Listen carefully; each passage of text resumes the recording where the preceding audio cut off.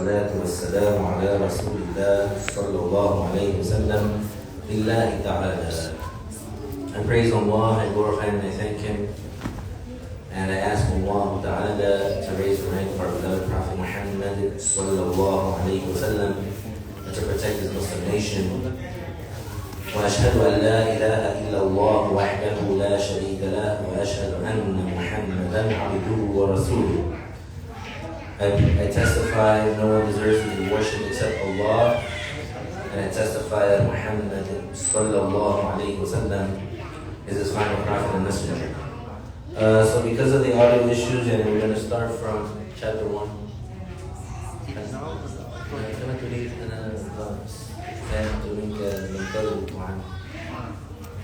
Supposed to be second session If you want to try with other I have an idea. Why don't you can summarize in Spanish now what you said before, very briefly? Like 20 minutes, yeah, the pizza comes. Because we have some Spanish people in this mindset. After the pizza, we sleep, we go to the lesson. Even if we start at 9, no problem.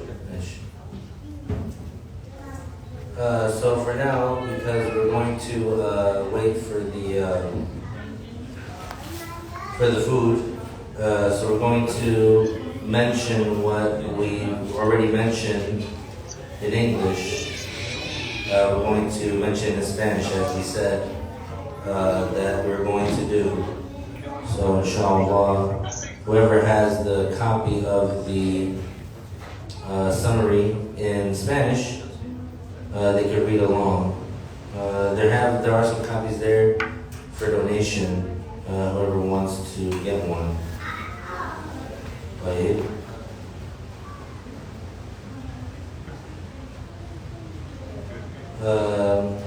Vamos a empezar desde la copia que tengo es la página 7. Va a ser el prólogo. Dice el autor: alabado sea Allah, el dueño de los mundos, es decir, el universo, el dueño de todas las creaciones. A él le pertenecen las dádivas y las alabanzas apropiadas. Todas las bendiciones que Dios nos ha otorgado, Él es el dueño de esas bendiciones. Que Allah aumente el honor y el nivel del profeta Muhammad sallallahu alayhi wa sallam y proteja a su nación de lo que teme por ella. Allah Ta'ala, alabado sea, elogió el estatus de la sabiduría en Surah Al-Mujadalah, el versículo 11: يرفع الله الذين آمنوا منكم والذين أوتوا العلم درجات, lo cual significa Allah eleva los niveles de aquellos entre ustedes que creyeron y adquirieron la sabiduría. Eso significa que el estatus del musulmán que tiene conocimiento y que tiene sabiduría, ese musulmán tiene un estatus más alto que el musulmán ignorante.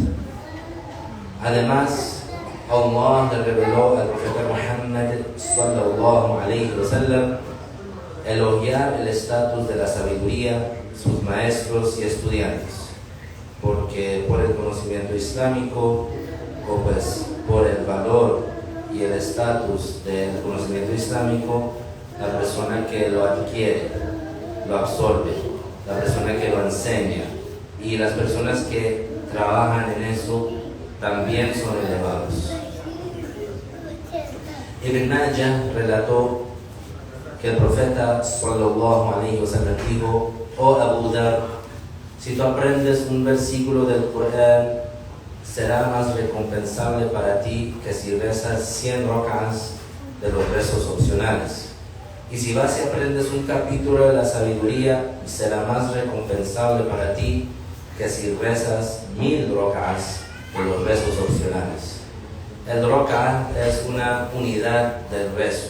Uno empieza parado diciendo Allahu Akbar, recita el Fatiha, baja, se inclina al ruku', sube y después se prostra, se sienta y se prostra y ahora se para otra vez. Todo eso es un rak'ah.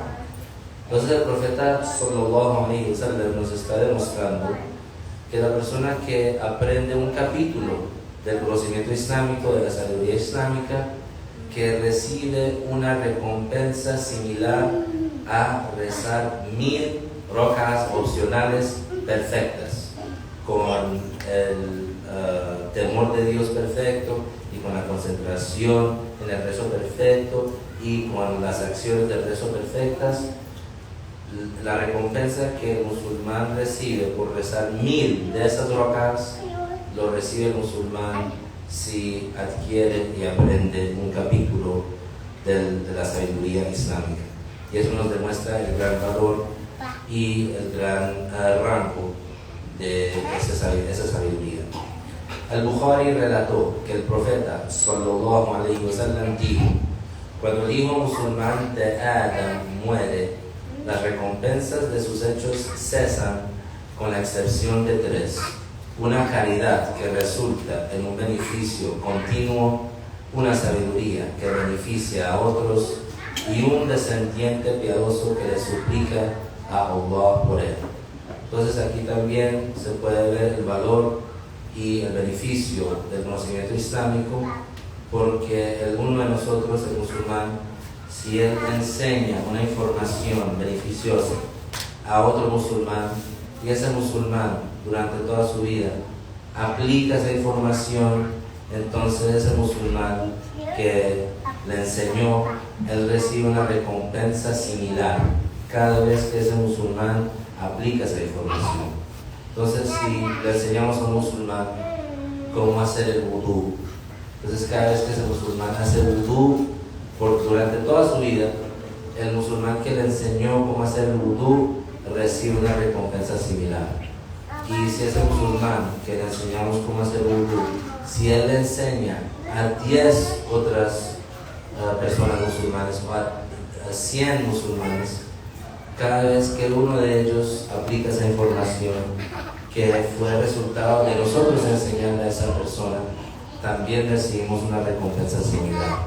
Entonces podemos ver la gran virtud y el gran estatus del conocimiento islámico. En un esfuerzo por cumplir con estos preciosos principios del Islam, la División de Investigación y Estudios Islámicos de la Asociación de Proyectos Islámicos de Beneficencia preparó este trabajo. Que Allah lo haga de amplio beneficio. Amén. Supliquemos humildemente a Allah Ta'ala que nos conceda intenciones sinceras, que tenga misericordia con nosotros, que nos congregue bajo la insignia del profeta Muhammad sallallahu alayhi wa sallam y que nos conceda estar entre los victoriosos en el día del juicio final. Amén. Entonces, ese prólogo fue autorado por los publicadores de este libro. Ahora vamos a empezar con la introducción del libro mismo, que fue autorado por un gran erudito que se llama Sheikh Abdullah, el hijo de Muhammad al-Harari. Dice, introducción: alabado sea Allah, el Dios de los humanos y jinn, y que el que es atribuido con vida, al-Hayy, el que no necesita nada, al-Qayyum, el que domina a todas las creaciones. Este libro es un resumen inclusivo de la mayoría de la sabiduría obligatoria que cada persona responsable está obligada a saber. Esto incluye la sabiduría obligatoria referente a la creencia, asuntos desde la purificación, tahara, hasta el peregrinaje, hajj, y algunas reglas de transacciones de acuerdo a la escuela madhab del imam al-Shafi'i. Los pecados del corazón y de otros órganos como la lengua también están incluidos. El libro original fue escrito por el faqih sabio Hadrami Abdullah, el hijo de Hussein, el hijo de Tahir. Varios asuntos preciosos fueron agregados al libro. Fue omitida. Y no fue omitida porque el sufismo es algo malo, no. El tema de este libro es específicamente para enseñar el conocimiento obligatorio que cada musulmán es obligado a saber. Y esa parte del sufismo es algo que es adicional, más allá de la obligación. Pero los principios y la fundación del sufismo está en la raíz de eso, está en el conocimiento obligatorio. Algunas oraciones fueron cambiadas en tal forma que el tema no fuera cambiado, es decir, algunas frases fueron cambiadas de tal manera que el asunto original no fue cambiado. En pocos casos, en un esfuerzo para aclarar lo que estaba débil en el libro original, el autor mencionó lo que preponderaron algunos sabios shafi'i, entre ellos al-Bulqini. Eso se refiere a una tradición que los eruditos en el Islam tienen, que cuando uno de ellos autora un libro, después de eso viene uno de ellos más tarde y hace ese libro, lo hace más breve, o le quita algunas cosas y le agrega algunas cosas.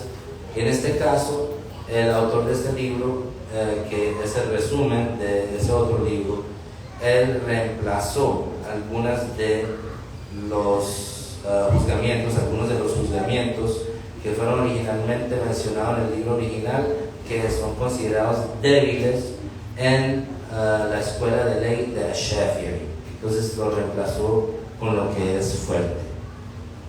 Por lo tanto, uno debe prestar debida atención a esta sabiduría obligatoria para que sus hechos sean aceptados. El autor lo nombró el resumen de Abdullah al-Jabari, garantizando la sabiduría obligatoria personal de la religión. Es decir, la persona que quiere encontrar la luz, que quiere encontrar la información que necesita para caminar en el camino recto, esa persona necesita esta información y está contenida dentro de este libro, que es pequeño y se puede aprender en un día. Si uno se pone el esfuerzo y empieza, por ejemplo, desde el amanecer o desde la mañana, se levanta temprano y pasa, digamos, 12 horas con un poquito de descanso entre ellas, puede terminar esta información. Este libro que nosotros estamos leyendo en inglés tiene 46 páginas total, y el que tenemos aquí en español tiene 118, debido a los diferentes tamaños de las palabras que están escritas o el formato del documento, pero en realidad es una cantidad no mucha, no muy grande, es una cantidad pequeña, y es un conocimiento, una sabiduría que cada uno de nosotros tenemos que aprender. Entonces empezamos con el primer capítulo. Yo tengo la página 12 en mi copia, en la copia que ustedes tienen no sé, pero es capítulo 1, el significado de la testificación de fe, los dos shahadas.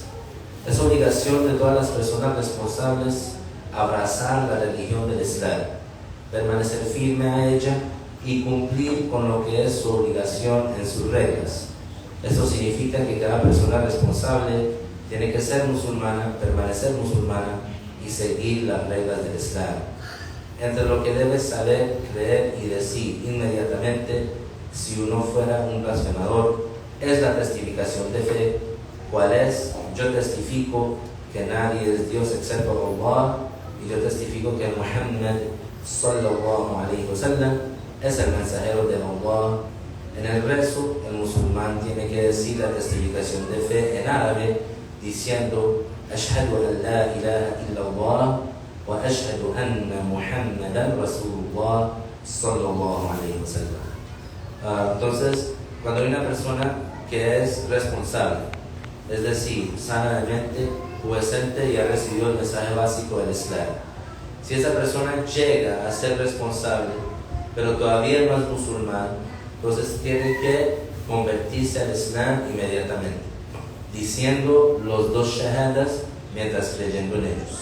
Ahora la persona que se hace responsable, pero ya es musulmana, tal como el niño que ha nacido a padres musulmanes, lo único que le falta a él para ser responsable es llegar a la pubescencia.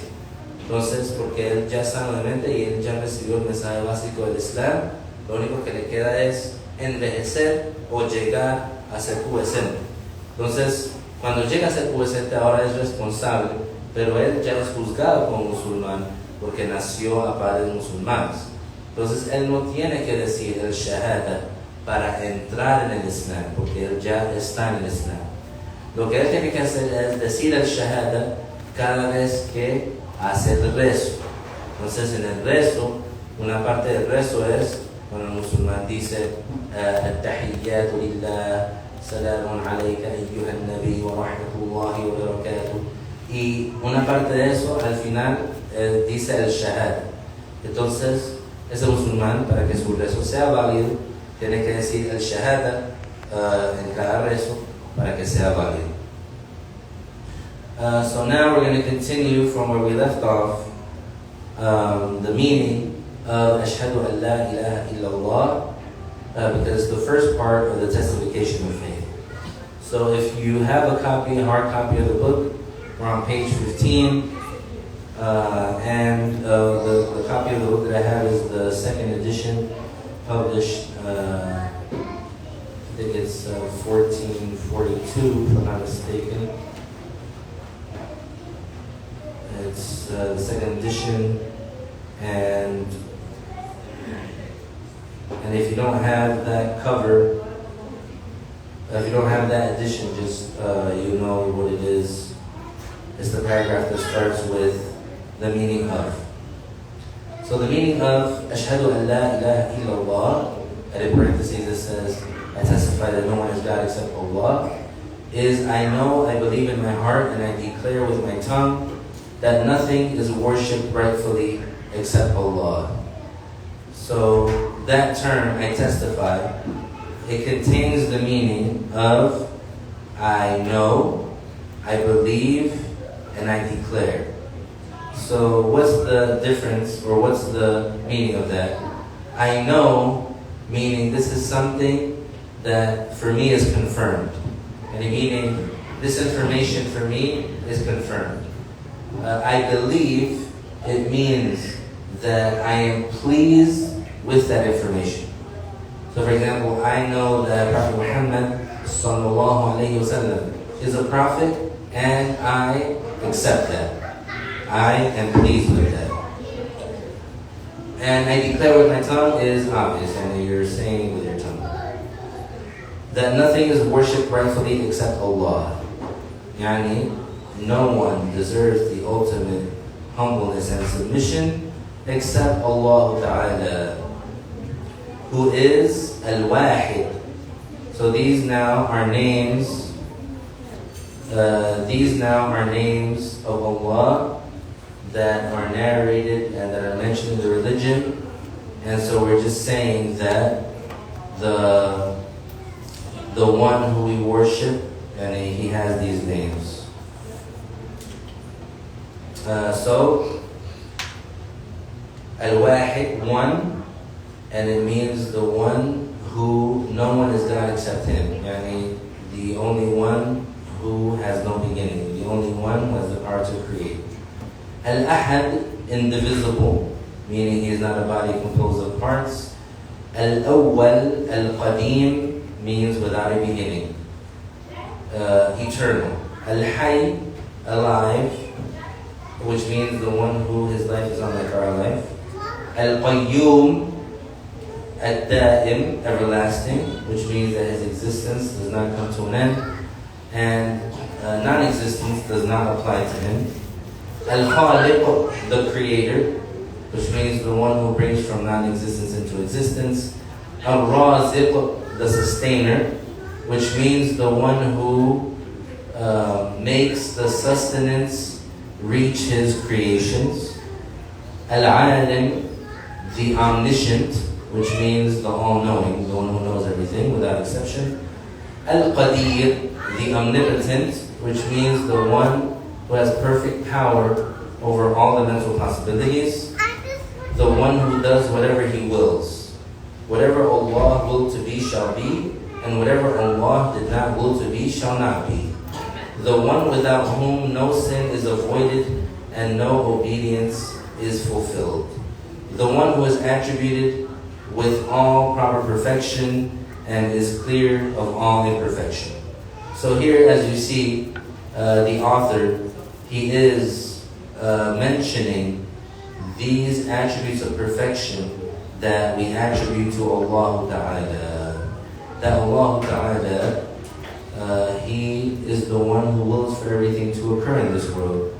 That nothing happens in this world without the will of Allah.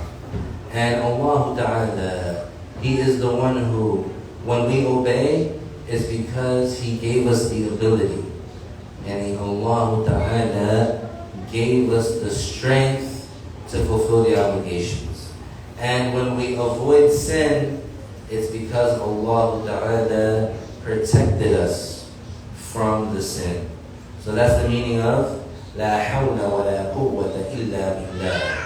When we say La hawla wa la quwwata illa billah, it means that Allah Ta'ala is the one who, without His help, we're not able to obey. And without His protection, we cannot evade sinning. So this is a great meaning for us to know, a great thing for the Muslim, so that it protects him from what? It protects him from looking down on other Muslims. The Muslim who he's doing good deeds, he's praying, he's fasting, he is avoiding the sins, he's doing good. That Muslim, he says to himself, Alhamdulillah, Allah Ta'ala, the creator of the universe, He gave me the ability to obey.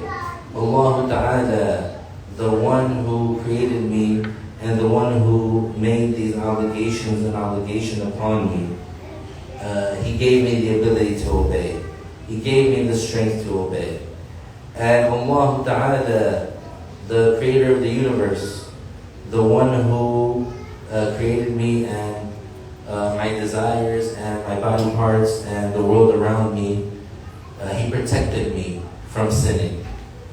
So this is a great meaning for the Muslim when he remembers it. So when you say, La hawla wa la quwwata illa billah, this is what the Muslim should keep in mind. It says, Allah is attributed with all proper perfection and clear of all imperfection. So what does that mean? That means that Allah Ta'ala, He is clear of all attributes that are not befitting. So no attribute of imperfection applies to Allah. So anything that's imperfection, it doesn't apply to Allah. For example, like what? Like change. Change is imperfection. Why? Because the change, it either occurs from worse to better or from better to worse. That's what the change is. So if it was from worse to better, then obviously we see why it's imperfection, because it's going from something that is lower to something higher. And if we say from better to worse, then obviously that's also imperfection, because it's a downgrade. So Allah Ta'ala, He's not attributed with characteristics like color. He's not attributed with attributes like having a body, or having a shape, or motion, or stillness. So those are attributes of imperfection, because those are attributes of the creations. There is absolutely nothing like Him, and He is attributed with hearing and sight. This verse, لَيْسَ كَمِثْلِهِ شَيْءٌ وَهُوَ السَّمِيعُ الْبَصِيرُ, it contains that meaning, that there is nothing similar to Allah. So we see how easy it is for the Muslim and to use the Quran as evidence, which is corroborated by the sound mind. Meaning this information, that nothing is like Allah, the mind supports it. The one who uses his mind properly, the one who uses the rational evidence, he will come to that conclusion. The one who uses his mind and he says, this universe changes, therefore it has a beginning. And so that universe did not give itself its beginning. That universe was given its beginning. This world and everything around us, it didn't make itself exist. Just like you. When you look at yourself, you know that at one point in time you didn't exist, and then you began to exist. Did you give yourself your existence? No. You did not choose this existence. You did not choose to be born. So that means it was given to you. And so that means that you were created. So the same thing applies to the universe. And it's an easy mental exercise. The one who uses his mind properly, he will see that I used to exist after not existing. I change, I develop. I'm bound by these dimensions. I have a certain height, I have a certain shape, I have a certain color. So the universe is like that too. The universe is bound by dimensions. The universe has a certain shape and a certain size and a certain color. And the universe did not give itself that shape and size and color. Therefore, we know that the universe has a creator. It was given. Those things were given to the universe. And the one who gave those things to the universe, he is not like the universe. Because had he been like the universe, then, and he had the creator been like the universe, then he would not be able to create. He would be in need, just like the universe is in need. He would be bound by dimensions and colors and things like that, just as the universe is bound. And whatever is like that does not have the power to create. But we know that the universe is here, and we know that it's created, so therefore we know that a creator exists, and he's not like us. All of that, we can reach that conclusion using our mind. And it's also mentioned in the Quran. Allah exists without a beginning, and everything else exists with a beginning. He is the creator, and everything else is a creation. Every creation that exists, be it among entities or deeds, from the fine dust to the arsh, and every moment, rest, intention, and thought of the slaves is created by Allah. Hence, no one other than Allah, be it nature or cause, creates anything. Things become existent by Allah's will, power, and destiny, and in accordance with His eternal knowledge. So, the universe itself has a creator. The universe itself has a beginning. The universe is not God. There's some people out there, they believe that. They believe that the universe is God. Those people are mistaken. All they have to do is just use their mind a little bit, and they will see. Does the universe change? Yes, the universe changes. Is the universe limited? Yes, the universe is limited. Does the universe go from state to state? Yes, it does. Is the universe composed of things that begin and end? The answer is yes. So what does that tell us? That means the universe itself is created. And the universe does not have a will. The universe does not have a life. The universe does not have a soul. So the universe does not create anything. The universe is not God. Rather, the universe is a creation because it has a beginning. So the things in this universe, they exist because Allah Ta'ala created them. The universe exists and the creation exists because Allah Ta'ala made them exist. Now we're going to go with the Spanish until that point.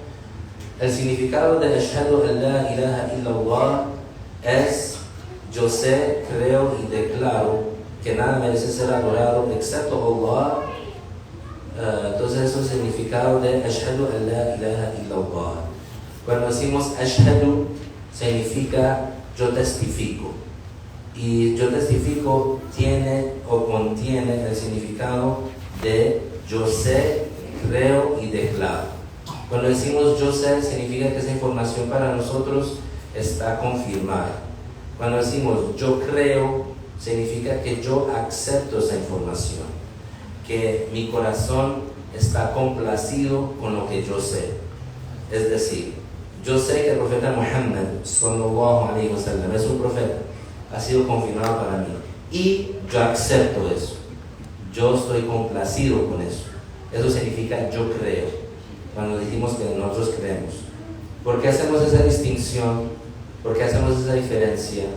Porque hubo personas que existieron durante la época del profeta sallallahu alaihi wasallam, que ellos sabían 100% con toda certidumbre, sin cualquier duda, que Muhammad era un profeta, que él está diciendo la verdad y que él recibe la revelación.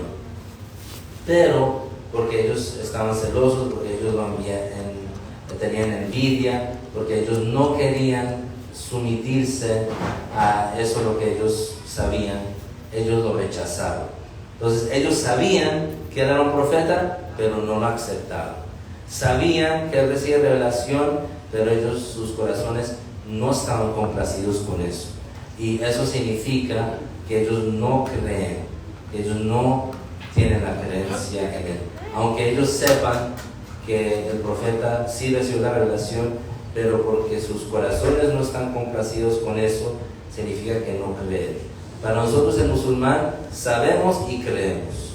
Y declaramos, pues por supuesto, con la lengua, que el único que merece ser adorado es Allah, el Creador. El nombre Allah significa el cual es atribuido con el poder de crear. Y el poder de crear significa traer de la no existencia a la existencia.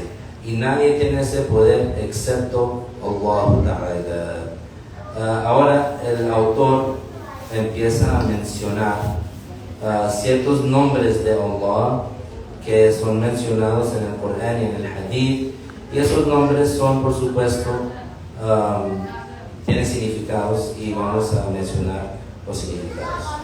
Entonces dice el autor: nada merece ser adorado excepto Allah, que es el único, el wahid. Significa que Dios es el único que es el creador, que no tiene socios. El indivisible, el ahad, significa que Dios no es un cuerpo compuesto de partes, compuesto de piezas o compuesto de partículas. Dios no es un cuerpo. El que no tiene un principio, el awwal, significa que Dios es el único que existe sin principio. El eterno, el qadim, también significa que Dios no tiene principio.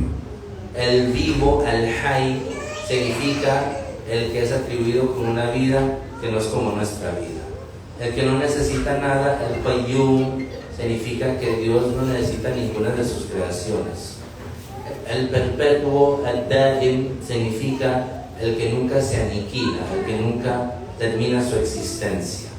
El creador, el khaliq, es decir, el que trae de la no existencia a la existencia. El proveedor, el raziq, significa el que hace que el sustento le llegue a sus creaciones. El omnisciente, el alim, significa el que lo sabe todo sin excepción. No hay nada que está escondido de la sabiduría de Allah. El omnipotente, el qadir, significa el todopoderoso, el que tiene el poder perfecto sobre todas sus creaciones.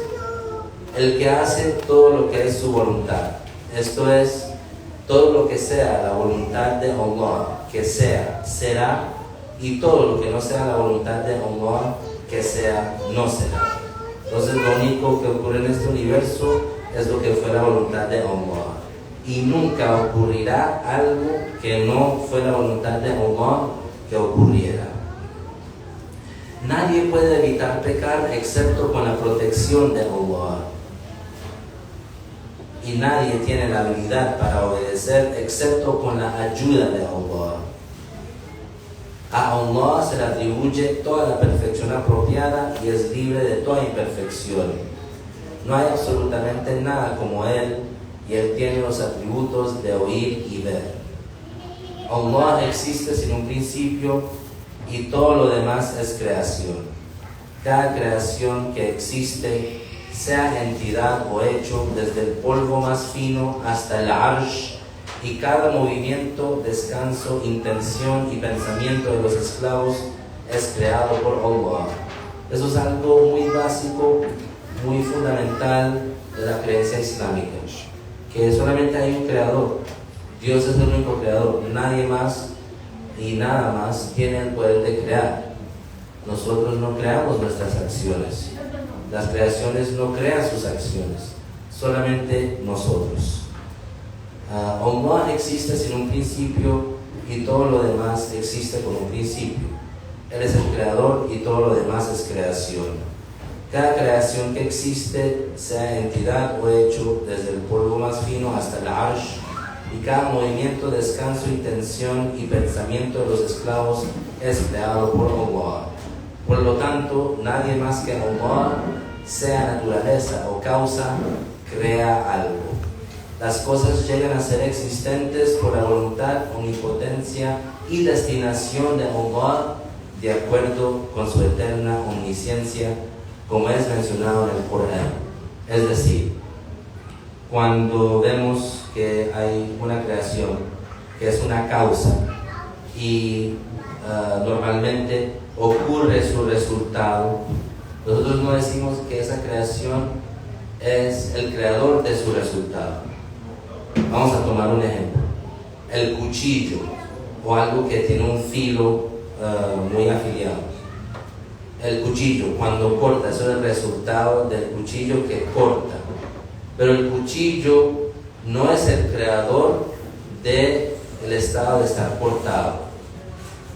Otro ejemplo, el fuego es una causa y el resultado del fuego es quemar. Pero el fuego no es el creador de quemar, de la quemadura. Ambos, la causa y su resultado, son creados por Allah. También, por ejemplo, el agua no es el creador de el sentimiento de no tener sed. La comida no es el creador de estar satisfecho. Ambas cosas, la causa y su efecto, son creados por Allah. La medicina es una causa y su resultado es el alivio. Pero la medicina no es creador del alivio. Porque si la medicina fuera el creador del remedio o del alivio, entonces cada vez que esa medicina se usa, esa persona o ese resultado ocurría. Pero no es así. A veces la persona toma la medicina y no se cura. Entonces la medicina y su resultado, la cura, son creaciones de Allah. No decimos que el fuego es el creador de quemar, o que la comida es el creador de sentirse satisfecho, o que la medicina es el creador de la cura. Como es mencionado en el Corán, قال الله تعالى وخلق كل شيء. El capítulo Al-Furqan, versículo 2 significa Allah creó todo. Él trajo la creación del estado de inexistencia al estado de existencia. Nadie crea con este significado de crear excepto Allah. قال الله تعالى هل من خالق غير الله. El versículo 3 de Surah Al-Fatir significa nadie es el creador excepto Allah. Entonces aquí el autor está repitiendo eso. ¿Por qué? Porque es muy importante saberlo sin cualquier duda, que Allah Ta'ala es el único creador, que nadie más es el creador excepto Él. Continuing on, Allah exists without a beginning and everything else exists with a beginning. He is the creator and everything else is a creation. Every creation that exists, be it among entities or deeds, from the fine dust to the arsh, and every movement, rest, intention, and thought of the slaves is created by Allah. Hence, no one other than Allah, be it nature or cause, creates anything. Things become existent by Allah's will, power, and destiny, and in accordance with His eternal knowledge. And here the author repeats over and over. Nothing creates except Allah. Allah is the only one without a beginning. Everything else exists with a beginning. Everything other than Allah is a creation. And this is simple and easy to understand. And it can be proven as well using the rational evidence. Now, are there people out there in the world that refuse to believe this? Yes. Are there people out there in the world that are delusional? Yes. Are there people out there in the world that say what we're experiencing right now is not reality? Yes. Those people, they are lost. Those people, they are in the darkness of ignorance, and they're just following their own desires and their own delusions. Because you can easily prove that this universe has a beginning. How? You just simply say, this universe changes. It goes from one state to another. one circumstance to another. So what does that tell us? It tells us that that first state ended and the new state began. So, for example, like the seasons. In the places on earth where they have seasons, not here in Florida, there's only one season, I guess 2 seasons. Mashallah, I'm gonna say rain and no rain, but hot and hotter, that seems to also make sense too. There's 2 seasons, 85 degrees and 100 degrees. That's it. Nothing else. But still, we see changes. We go from night to day, right? We go from, like for example, sometimes it's dry, it doesn't rain, sometimes it rains. Sometimes it's windy, sometimes it's not windy, etc. These are changes.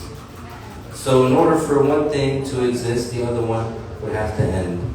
And in order for it to be daytime, that means the night has to end. In order for it to be nighttime, that means the day has to end. So these events that keep happening, this series of events, what does it tell us? Change. A cycle. Something is beginning and another thing is ending. And all of us, our lives are like that. For example, right now you're awake. In order for you to be awake, your sleep has to end. If your sleep never ended, then you could never be awake. But now you're awake, so that means before when you were asleep, then that ended and now you're awake. And the universe is like that as well. So when something is a series of events, a chain of events, that means that there has to be a beginning point. There has to be a starting point. And we just said that Allah Ta'ala is the only one without a beginning. So nothing, so as the author said, no one other than Allah, be it nature or cause, creates anything. Things become existent by Allah's will, power, and destiny, and in accordance with His eternal knowledge. So what does it mean, cause? When we say cause, we're talking about cause and effect. So what's a cause? Let's say fire. Fire is a cause. What is the effect? Burning. So we say fire does not create burning. What's a cause? Medicine. What's the effect? The cure. So we say medicine does not create the cure. What's a cause? Water. What's the effect? Your thirst is quenched. But water does not create the quenching of the thirst. What's a cause? Food. What's the effect? That you're satisfied from hunger. But food does not create the satisfaction from hunger. So this is what we mean by neither nature nor cause create anything. So the causes do not create their effects. And what do we mean by nature? Right? What do we say when we mean by nature? It's a specific thing in the Islamic theology. Basically, it's referring to something that when it is present, its effect is also present. And when it is absent, its effect is also absent. And what's the example that the scholars give? They give the example of a finger with a ring on it. So they say, when the finger moves, or with the existence of the movement of the finger, the existence of the movement of the ring also occurs. And without the movement of the finger, the movement of the ring is also absent. So this is what it means by nature. When we say nature, the nature of something. So it means that when this thing is present, its result is present, and when this thing is absent, its result is absent. They go hand in hand. So that isn't the creator. Nature is not the creator. And so where does that concept come from? Basically, some people that are misguided, they say, because God exists, automatically the universe exists. They say because God exists, automatically the universe exists. But we say that's not the case. We say the universe was created and because Allah Ta'ala willed it to exist. Not because automatically by God existing, the universe exists. Right? Not because automatically, let's say, the universe exists, that you have to exist. No. It's neither nature nor cause creates. Only Allah creates. Yani, creations exist only because Allah made them exist, and not through some default automatic process. Yani, that means to say, not without Allah creating it, right? Because that's the whole thing is about, is negating that something exists without Allah creating it. Because that's what the secularists and the so-called scientists, what they want to do. They want to make people think that something could exist without God creating it. That's what they want to get to. So we say that there's no way. The only way that something exists is because Allah created it. The universe is here because Allah created it, not because it automatically exists. The things that occur within this universe, they exist because Allah created them, not because some automatic process happened and they existed without Allah, and without Allah creating them. As mentioned in the Quran, قال الله تعالى وخلق كل شيء. Surah Al-Furqan verse 2 means Allah created everything. And we have this explicit information from the Quran.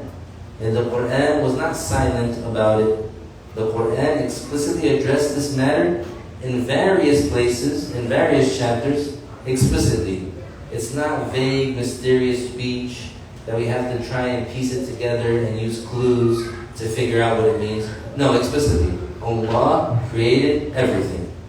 Period. Without exception. And in all the creations, this whole entire universe is created by Allah.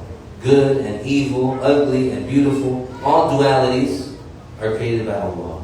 Nothing exists without Allah creating it. The devil exists because Allah created him. Blasphemy exists because Allah created it. The angels exist because Allah created them. The author said, He brought all the creation from non-existence into the state of existence. No one creates with this meaning of creating except Allah. قال الله تعالى هل من خالق غير الله. Ayah 3 of Surah Al-Fatir means no one is the creator except Allah. And these explicit informations, they're mentioned in an eloquent manner, meaning in a way that it's giving that meaning with emphasis, like doubling down, like making sure that the point is clear. هل من خالق غير الله is a rhetorical question. And the verse says, is there a creator other than Allah? It's not inquisitive. It's not like trying to find out, is there another creator? No. It's a rhetorical question, which means there is no other creator except Allah. So now everything is here, right? معاك يا حاج جاء نكمل. Continuing on in Spanish. Entonces estamos diciendo que هذا أكمل أو